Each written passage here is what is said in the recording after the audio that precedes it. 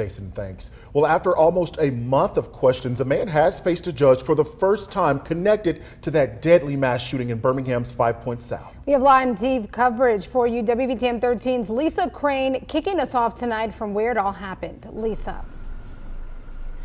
Yeah, we have waited about 3 weeks to get the news we got yesterday. An arrest in the case of that quadruple murder that happened right here behind me in Birmingham's 5 Points South Entertainment District. Now, Damian McDaniel is charged with capital murder and first-degree assault. On September 21st, Anitra Holloman, Taj Booker, Carlos McCain, and Roderick Patterson Jr. were killed right here outside Hush Lounge on Magnolia Avenue South.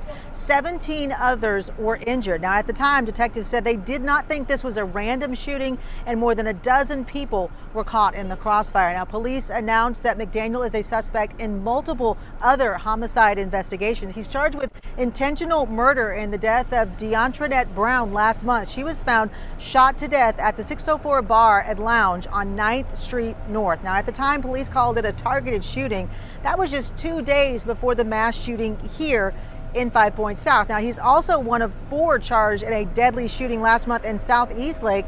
DeMarco Beck, Naquan Lawler, McDaniel, and Larry Rollins all charged with capital murder. Lawler and McDaniel also charged with attempted murder, and Rollins charged with trafficking heroin. Now, Jamarcus McIntyre was killed the day after the 5 Points mass shooting here. 2 other people were shot and taken to the hospital in that case. Now, McDaniel had his first court appearance today, and WVTM 13's Zoe Blair joins me now live, and she was in the courtroom today. Zoe, tell us what happened. Lisa, that's right. I was here in the courtroom today for McDaniel's first court appearance. We heard the judge break down the 24 charges he's facing and what each of those charges will mean for his bond. 18 of those 24 charges come from the 5 Points South mass shooting. 4 of the remaining 6 charges were from the cases Lisa just talked about, those crimes happening within days of that mass shooting. The final 2 charges happened just last week. McDaniel is charged with unlawful possession of marijuana and unlawful possession of a firearm. Those charges come with a nearly $2 million bond. McDaniels was given a $1 million bond for intentional murder. That's for the death of DeAntronette Brown at 604 Lounge. He's also been charged with 17 counts of first-degree assault for the 17 people injured in the 5 Points South shooting, each with a bond of $30,000. That's a total of $510,000.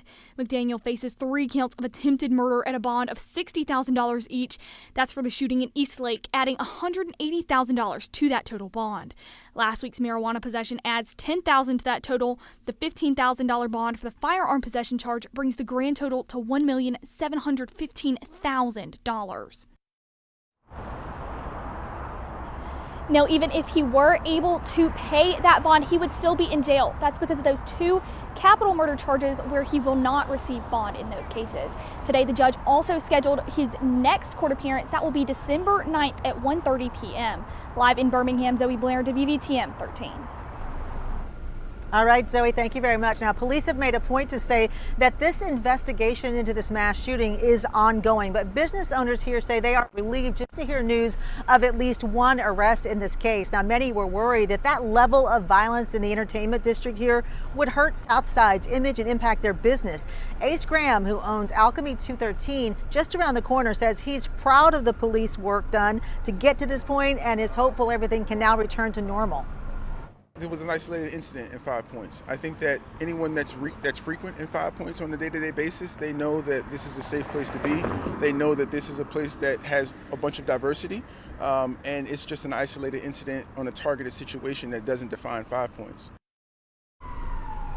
Now, Graham says this incident should serve as a reminder to be vigilant and stay aware of your surroundings because this kind of violence can happen anytime and anywhere. Now, one of the men arrested in the South Eastlake shooting has faced criminal charges in the past. Larry Rollins was acquitted of killing Eric Sledge Jr. in 2021. Court documents show Birmingham firefighter Jordan Melton was listed as a witness in that case.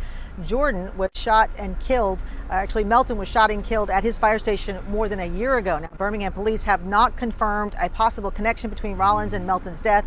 Melton's mother says that she hasn't gotten any type of update from police at this point. Police also announced Anthony Major was arrested in the death of Paul Terry Jr. Terry was killed last week in the East Lake community. Many developments in many of these homicide cases. We're staying on top of them, though, and we will bring you the latest as we get that information. Live in Birmingham, Lisa Crane, WVTM 13. All right, Lisa, thank you. We know that you will stay on top of this. And the WVTM 13 app is your source for developments on McDaniel and all of these cases. Sign up for alerts so you never miss an update.